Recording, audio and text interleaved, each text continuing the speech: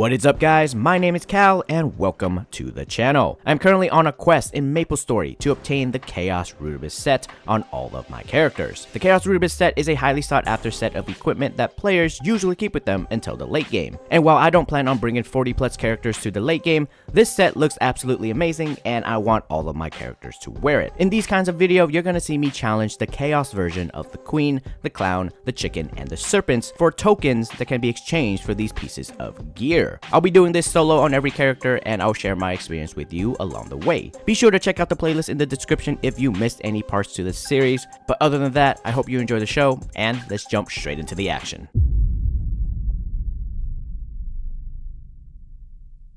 Alright, so this is Sia Estelle. I'll be working on her first. She's going to be really easy because she comes with really good gears. I want to quickly do an equipment overview for you guys just to let you know what I'll be working with. I'm going to start with her CRA first. Her CRAs are fake CRAs, so they'll disappear in about 3 months or so, but they're actually really good. They all come with 15 star each and 12% stats, so not too shabby. The weapon is nice. It has 6% magic attack and 3% damage. I actually got really lucky on my secondary getting the same stats, so 6% magic attack and 3% damage. For her emblem, it's just plain old 6% magic attack. Now, feel free to pause if you want to see all the stats, but generally speaking, all of my items are at least 12 stars, and then any rare items has at least 3% stats, whereas any epic items has at least 6% stats. Otherwise, it's pretty standard. This is what you're going to be seeing pretty much on all of my characters. Oh yeah, I also gave her the heart from the anniversary event that I saved up. And then she also came with a free ring box from her level up event. So of course I took that and just placed it on her. Otherwise, this is her stats. For the inner ability, I got her boss damage 20%. I was looking for attack speed +1, but unfortunately I just didn't have the points for it. I try to get her crit rate to 100% and then pour everything into crit damage, ignore enemy defense, boss damage, and a little bit of damage. But yeah, that's pretty much it. She's going to be the strongest out of every class I'll be working on, so I'll be spoiled playing her first, but that's okay. So going into this fight, the first thing I did was to bind and burst the Queen. This was really a good burst considering that I got her HP bar down to about 45%. My main concern throughout the fight here is her cleaves, as those are her most dangerous attack. Since Sia is a teleport class, movement wise I was super comfortable with doing every single mechanics, which is not something I could say for flash jump classes, and you'll see why a little later.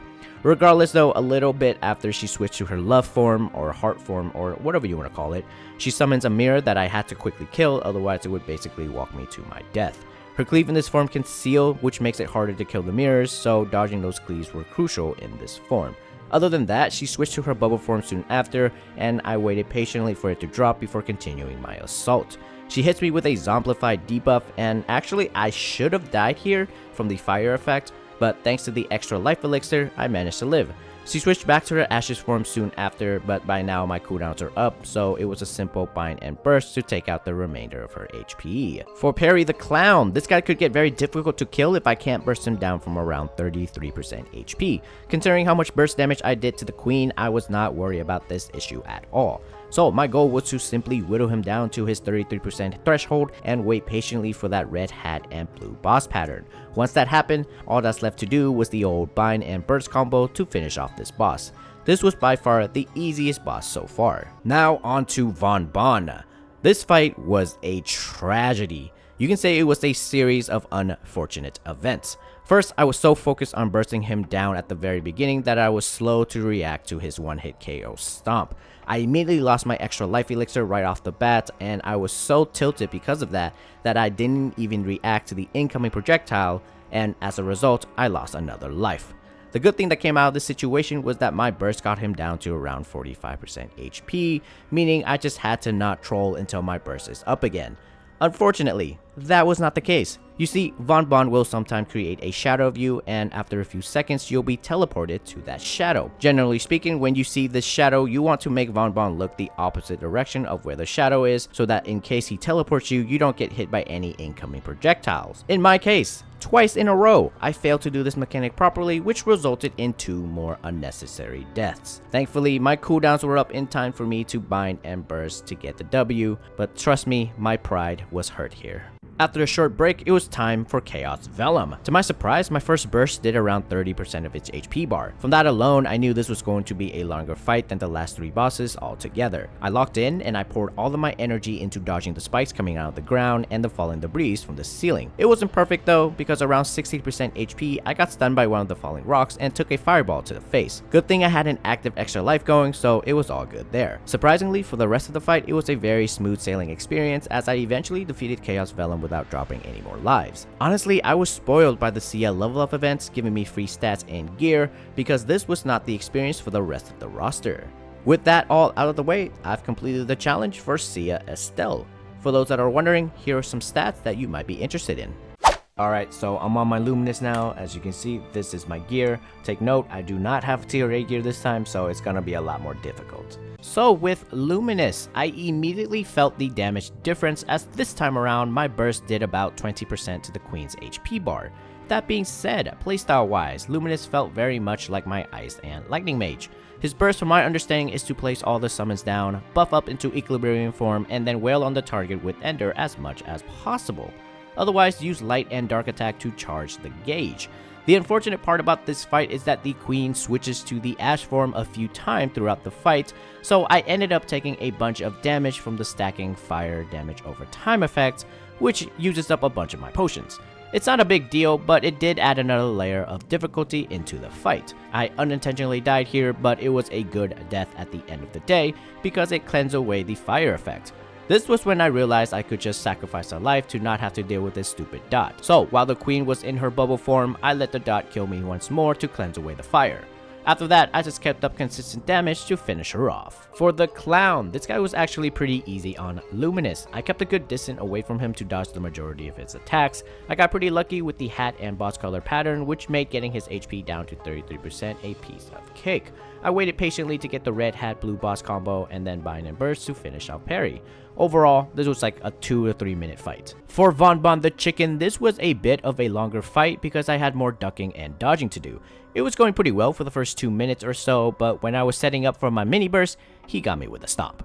A little later down the line, I got him down to about 40% HP, and then he disappeared while a portal appeared. I think I ran into a bug here because typically when you enter this portal, most of the screen should be blacked out and there is a circle of light around your character. But for some reason, this time around when I entered, the black screen was transparent, or it just didn't load all the way, and I was able to see everything inside. This was definitely weird because it didn't happen when I was on my Buccaneer or Cannon Master at all, so I just want to leave this here in case anyone from Nexon wants to see it. Anyways, I ended up dying to another stomp. Seriously, I might as well be a Goomba at this point.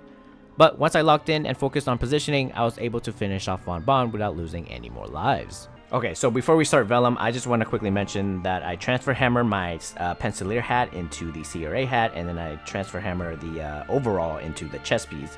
I just raw dogged the pants, basically got it to 12 star. I didn't even put potential in it yet, so hey, who knows? I might need it, I might not need it, we'll see. Now, it's been a while since I fought Vellum at mid eye level or mid stats, so this took me back to those struggle days before 5th and 6th job were a thing. Regardless though, I knew going into this fight that it was going to be a marathon. So staying alive was the most important thing. Actually, I was so focused on not dying that I straight up forgot to press some of my buttons, so I did lose out on some damage, but again, not dying was way more important to me. I ended up running into a corner here and got completely destroyed by a spike. For this fight specifically, it is very possible to have multiple deaths as a result of bad revive timing, so fortunately, I did not make any of those mistakes. For the rest of the fight, by playing safe and slowly ticking away at Vellum's HP bar, I was finally able to defeat it after about 10 minutes. Anyways, here are some stats for the Luminous. Alright, here's the Buck. He's gonna be my first Burning Gear character, so we'll see how this gear does compared to Pencilier. Other than that, the inner ability, unfortunately I couldn't get it to legendary, but I got 21 attack on the unique ability, so not too shabby. You know, I actually enjoyed my time playing Buccaneers. They were surprisingly a pretty easy to learn class. I like the fact that they can go fully invincible during their burst, and they have some pretty neat movement tech. With that said, I mostly utilize their short dash to dodge the cleaves and to run across the map when she uses the breath attack. This fight was long enough for me to see all 4 phases of the Queen, so it was a really good opportunity for me to learn how to move with Buck. Everything was going pretty well though until I got swiped a couple times while trying to reposition into a safer spot. That wasn't my last death though, because looking back at the replays right now, I think for this part, I just didn't even use a potion, so that's on me. Honestly, I played pretty poorly in general for this fight. I ended up dying again by being too close to the boss, so seeing that I only have 2 lives left, it was one of those moments where I was like, oh hell no, I'm not doing this again kind of moment. So thankfully, I locked in and was able to beat the queen at the end of the day. So when it comes to this clown, after the first burst, I was kind of worried that I wouldn't have the damage to kill him at 33% HP, but looking back at it now, it wasn't even my full burst, and I did burst him during his purple form, so of course he was going to take way less damage. I managed to bring his health down to about 50% HP in a short amount of time, but then got really unlucky with the hat pattern, so for a good while I was just standing around doing nothing while trying to avoid damage. Once I got the right pattern though, I unloaded everything onto him, and actually I got sealed at the very end here, and I'll just let you guys hear my low-key panic because I thought it was pretty funny. Oh, come on! Whew, there we go. That was scary. For Von Bon, this was by far my cleanest run of this boss. Flash jump makes it so easy to avoid the stomp, and it's one of those moments where I would prefer flash jump over teleport. Other than that, I slowly chip away at Von Bon's HP while bursting when my cooldowns were up. Overall, I got nothing else more to say about this fight in particular. It was honestly a very solid run. After this, I exchanged some of the tokens for the CRA hat, top and bottom, just to give me a little bit more power going into Vellum. Alright, so everything was going too good to be true. Besides the little hiccup from the queen, it was really a chill time playing Buccaneer. For Vellum though, this was where the difficulty kinda skyrocketed for me. Vellum, with all those defensive stats, is a super beefy boss, and the first burst that I attempted barely scratched it. Now, remember when I said I'm a teleport enjoyer? Well, my inexperience with classes without a teleport really shows here. I'm so used to teleport not having a travel time that when I'm controlling these classes with flash jump or dashes, I kept running straight into the falling rocks, which resulted in the majority of my deaths. You see, this was not my first attempt at Chaos Vellum on the Buccaneer. As a matter of fact, what you are seeing right now on the screen is my second attempt, and spoiler alert, this was not the run that I beat the boss in. I was actually getting a little frustrated over the fact that I kept jumping into rocks that I had to take a break and came back the next day. So the run you are seeing right now on the screen is me being 100% focused, sitting up on my chair, and fully committing to defeating Chaos Vellum. It took a solid 10 minutes, but after a total of 3 attempts, I finally conquered Vellum on the Buck. Alright, so this is my Cannon Masters. There's the equip, there's the stats. Feel free to pause if you need to check it out. Okay, so Cannon Master is one of those classes that I always wanted to try out, but couldn't really find the time to do so until now. For the queen, it was a pretty nice change of pace, being able to hit her from a really good distance and not have to run in and out of melee range like I would with Luminous or Buccaneer. It was also pretty nice to have some summons like the Monkey Militia and the Anchor to help with consistent damage while I focused on doing the mechanics. Since Cannon Master doesn't have any iframes, I was not able to avoid the really annoying fire debuff, and actually it stacked up to about 10k per tick, which after about 3 phases of dealing with it, I was fine to sack a life just to cleanse it away. You're gonna see me do this a few times just to get this debuff off of me. Now in terms of burst damage, Cannon Master got it pretty good, although I've noticed that if the target is moving around a lot, then there's a really high chance that you can just lose out on a lot of damage, so having a bind on this class is a must. It got a bit spicy here at the end with me being on my last life. Trust me, I was praying that she wouldn't switch to her Ash form before my cooldowns were off. Thankfully for the next 3 form changes, Ash form was nowhere to be found, which gave me the opportunity to safely burst her down. There wasn't really anything special for parry. I used up some Notestone to grab the 5th job bind, and to my surprise, the first burst took a nice chunk out of his HP bar, even accounting for the fact that he was in purple form. This reinforced my understanding that this class needs a bind to help with dishing out their full damage potential. Plus, it gave me confidence that I can burst down the boss at 33% HP. So, for the next few minutes, I did the usual thing of slowly whittling down the HP bar and waited for the right opportunity for the 1-2 combo of bind and burst to take him down. When it comes to Von Bon, it was mostly an uneventful fight up until about 40% or so. Now throughout this boss fight, I noticed that Cannon Master has a bit of an animation delay when it comes to Cannon Barrage. Mind you, I have the inner ability attack speed +1, decent speed infusion, and the green potion, and even with all of that, sometimes I feel a slight delay when casting a movement skill while Cannon Barrage animation is going off. I'm not making an excuse for any of my deaths here. I know I'm pretty bad at dodging those stomps. It's just something feels kinda off, and I can't help but to point it out. Other than that, after a little bit of ducking and dodging, the good old giant missile to the face was how I defeated Von Bon. Finally, we get Chaos Vellum. This was the true raid boss moment. First and foremost, even after I exchanged for the CRA hat, top and bottom, and brought along all of the buffs in my arsenal, I was barely able to scratch 10% off of the HP bar with a burst. I actually didn't even realize it at the time, but I did not have my buckshot toggle on for this attempt. Yes, you heard that right, I ran out of lives a few times. What was really frustrating about this fight is much like how I played the Buccaneer, my main problem was jumping into the danger zones. If I could complain about one thing for Cannon Master, it's the little backpedal or backstep that barely gives you any distance. This skill is straight up trash. I wish I could have utilized it more, but it doesn't even give me enough distance to get out of the ground indicator. As you can tell, I was actually not having a good time on the Cannon Master, and so after failing a few times, I took a much needed break.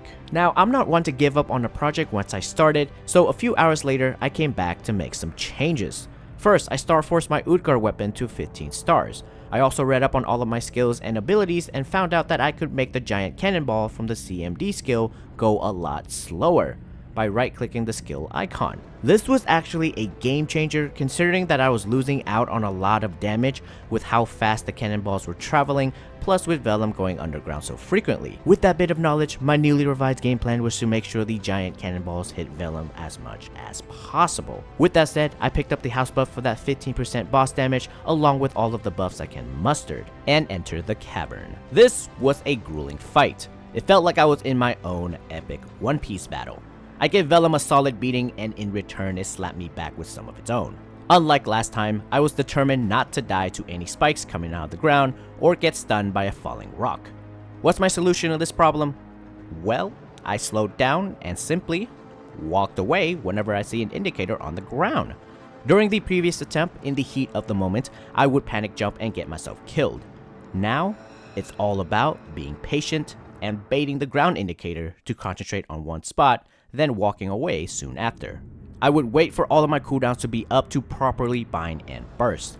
No more using skills off cooldown. This time I was actively thinking about when I'll have another chance to do a big burst of damage. This fight took me to the limit.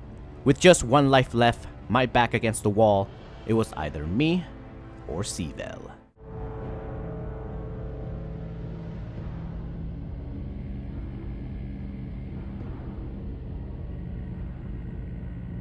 Cannonball! Ever seen one of these? I love my crew. I'll blow you away!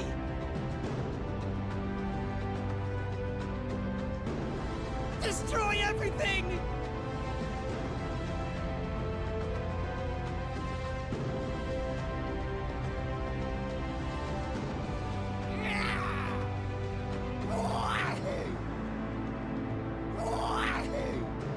High-speed cannonball fire!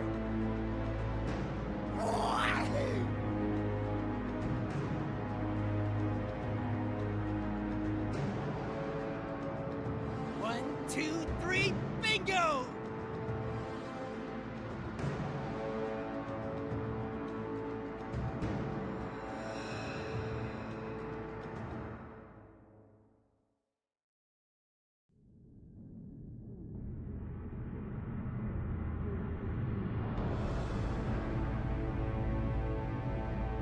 Ever seen one of these? Cannonball!